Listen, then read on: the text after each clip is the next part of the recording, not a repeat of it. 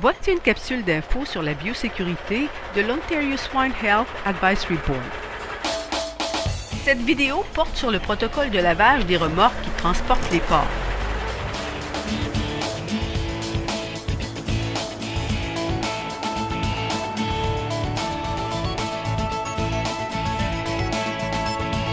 Pour comprendre la biosécurité dans le transport, imaginez un monde recouvert d'un liquide rouge.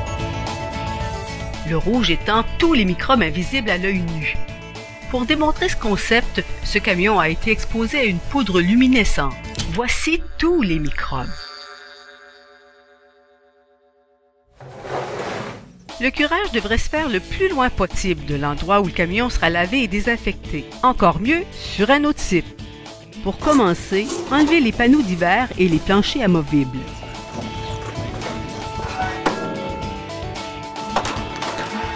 Une fois qu'ils sont sortis, grattez et enlevez le fumier en allant de l'avant vers l'arrière. Plus on sort de fumier, de litière et de matériel de la remorque, plus le lavage est facile. Passez bien dans les recoins et derrière les portes coulissantes. Enlevez le maximum. C'est beaucoup plus facile pour nous de sortir les planchers amovibles et les panneaux d'hiver s'ils sont ensuite replacés exactement où ils devraient être, plutôt que simplement les jeter dans le fond de la remorque. Remettez en place planchers amovibles et panneaux d'hiver à l'intérieur de la remorque. Ensuite, déplacez-vous ailleurs pour le pré-lavage. Équipement de protection. L'équipement de protection est essentiel à la sécurité des travailleurs. Deuxième étape, préparez la remorque.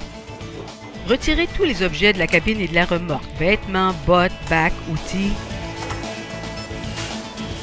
Et les laver, les désinfecter et les sécher avant de les remettre dans le véhicule propre. Troisième étape, prélaver à grand débit d'eau.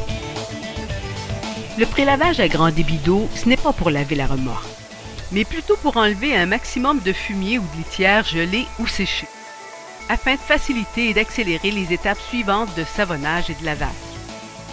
Travaillez de l'extérieur vers l'intérieur, de haut en bas et de l'avant à l'arrière.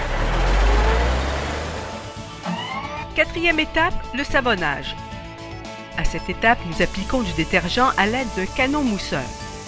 Il est important de connaître la quantité de détergent à utiliser selon la remorque à laver. Lisez bien l'étiquette et suivez les directives du fabricant.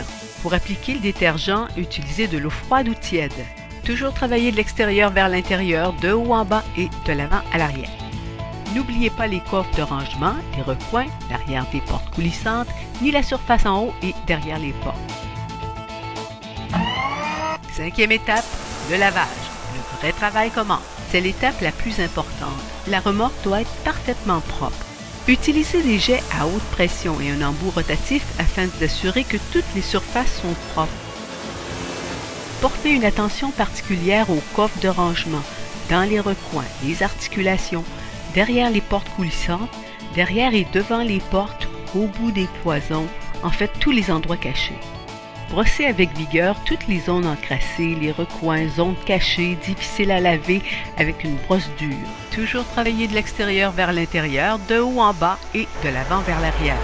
Après le lavage, enlevez toute accumulation d'eau avec un squeegee, un souffleur à feuilles ou une balayeuse shop-vac. La prochaine étape sera ainsi plus facile et plus rapide.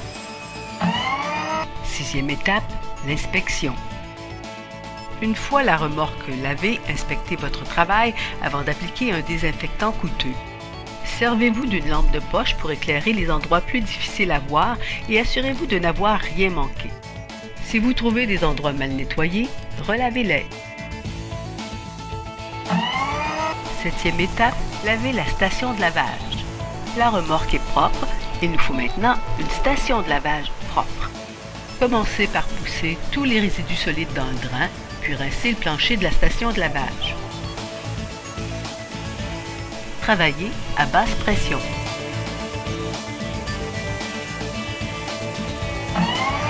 Huitième étape, remontez la remorque. Replacez les planchers amovibles et les panneaux d'hiver si nécessaire. La personne qui fait ce travail doit porter bottes et survêtements propres. Neuvième étape, désinfection. C'est maintenant le temps de désinfecter. Même si la remorque a l'air propre, ça ne veut pas dire que tous les microbes sont morts. Ici, très important d'utiliser un canon à mousse. La mousse permet de voir où on a désinfecté, puis augmente le temps de contact avec le désinfectant qui a besoin d'au moins 10 minutes pour être efficace. Pour que le désinfectant travaille efficacement, il faut utiliser la bonne quantité et être sûr que toutes les surfaces sont recouvertes. Suivez les instructions du fabricant pour vous assurer d'appliquer la bonne quantité du bon produit. Utilisez de l'eau froide ou tiède quand vous appliquez le désinfectant. La personne qui applique le désinfectant devrait porter bottes, survêtements propres et équipements de protection appropriés. Souvenez-vous, travaillez de l'extérieur vers l'intérieur, du haut vers le bas, de l'avant vers l'arrière. N'oubliez pas les endroits d'entreposage, les coins, les derrières de portes coulissantes, l'arrière et le haut des surfaces des portes. 10e étape, le séchage. Cette étape permet de s'assurer qu'il ne reste aucun microbe. Assécher la remorque est même aussi important que de désinfecter. Le plancher de la station de séchage est incliné afin d'éviter que des flaques se forment dans la remorque. 11e étape, la cabine. Maintenant que la remorque est propre, il faut s'assurer que la cabine l'est aussi. Toutes les surfaces que le chauffeur peut toucher doivent être lavées, séchées et désinfectées. Vous souvenez-vous du liquide rouge?